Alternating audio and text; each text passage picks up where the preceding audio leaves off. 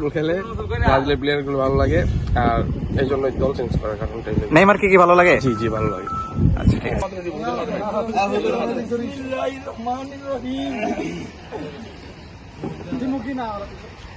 দেন দেন।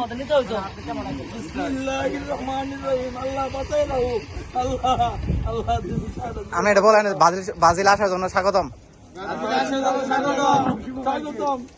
আল্লাহ মাশাআল্লাহ মাশাআল্লাহ। আপনি করেন। দাও দাও দুধ 80 টাকা লিটার। জার্সি খুলে দুধ ডালবে। জার্সি খুলে দুধ ডালবে আমার।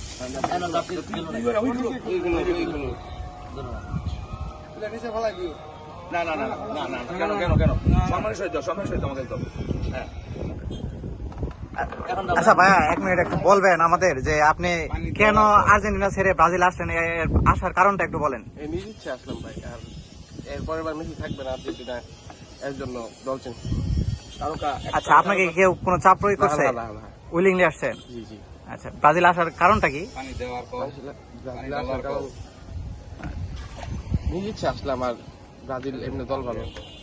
সুন্দর করে বলেন ভাই। আমি আর গরম আমি শিখাই দিই।